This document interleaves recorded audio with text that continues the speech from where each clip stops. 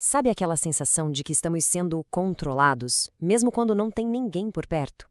Hoje, a gente vai mergulhar numa ideia poderosa que revela como o poder mudou, como ele deixou de usar a força bruta para adotar uma vigilância muito mais sutil, psicológica. E essa transformação, acredite, define o mundo em que a gente vive hoje. Bom, vamos lá. A grande pergunta é essa, né?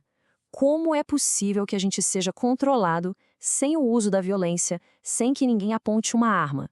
A resposta está num mecanismo, numa arquitetura de poder muito engenhosa que molda o nosso comportamento de dentro para fora. E para entender essa nova forma de poder, a gente precisa voltar um pouco no tempo, porque houve uma virada de chave fundamental na forma como a sociedade punia as pessoas.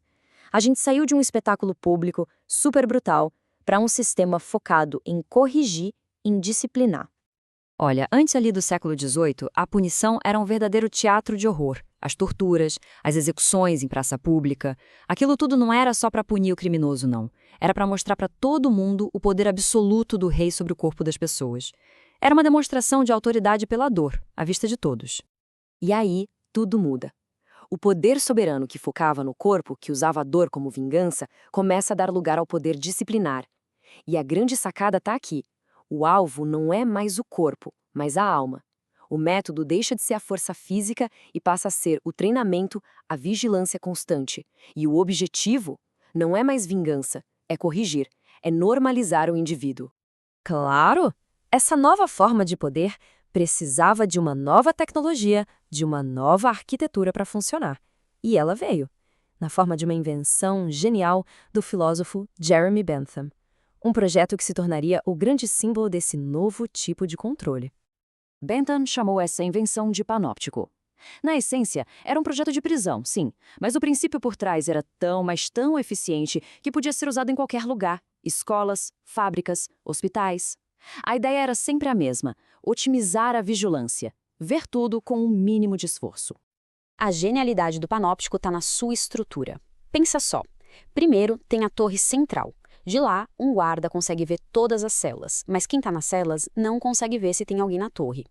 Segundo, cada preso está isolado na sua cela, sempre visível, recortado contra a luz.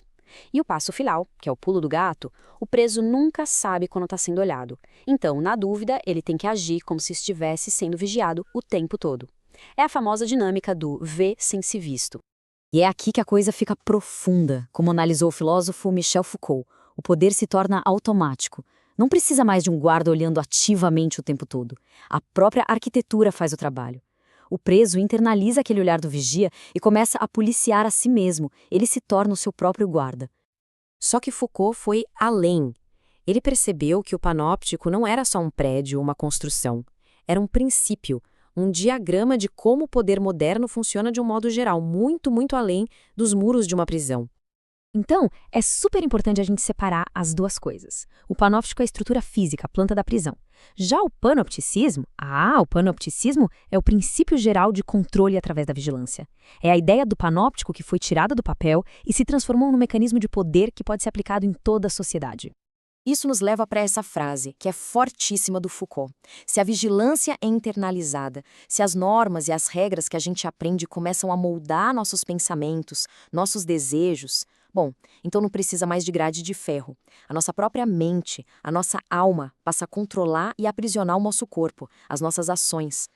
Com um mecanismo tão eficiente assim, não é de surpreender que esse modelo tenha se espalhado, né? Ele vazou das prisões e se infiltrou em toda a sociedade, moldando as instituições que a gente conhece até hoje. E onde a gente vê isso? Pensa bem, nas escolas, onde se aprende a sentar em fila, em silêncio, sob o olhar constante do professor. Nas fábricas, para garantir que cada movimento do trabalhador seja produtivo. Nos hospitais, monitorando os pacientes, nos quartéis, formando soldados. O objetivo é sempre o mesmo: criar indivíduos eficientes, previsíveis, o que Foucault chamou de corpos dóceis. E olha só, essas imagens mostram isso perfeitamente. A organização das carteiras, uma atrás da outra, o professor lá na frente. Todo o espaço é desenhado para facilitar a observação, a avaliação, a correção. A escola vira um pequeno laboratório de disciplina, onde a gente aprende a se comportar sabendo que pode estar sendo observado a qualquer momento. Ok, tudo isso é muito interessante. Parece coisa do século XVIII. Mas e hoje?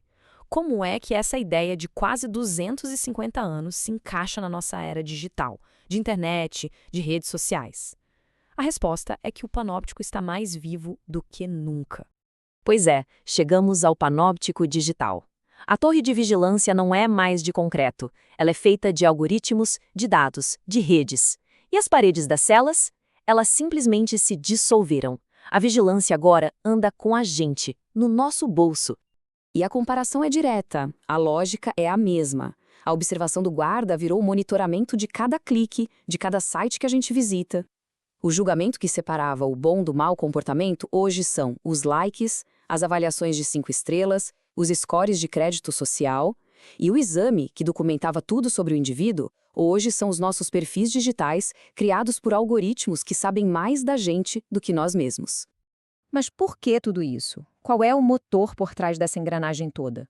A resposta tem nome: capitalismo de vigilância. É um novo modelo econômico onde a matéria-prima são as nossas experiências, nossos dados. E o objetivo não é só prever o que vamos fazer, mas é principalmente moldar o nosso comportamento. Nesse jogo, a gente não é o cliente, nós somos o produto. E isso tudo deixa a gente com uma pergunta final que não é nada simples. O panoptismo digital funciona tão bem porque, assim como aquele preso do Bentham, a gente internaliza a vigilância, a gente se autocensura, a gente ajusta o que posta, o que fala. Então, se o guarda já está dentro da nossa cabeça, onde é que a gente encontra a liberdade? E como é que a gente faz para reivindicar ela de volta?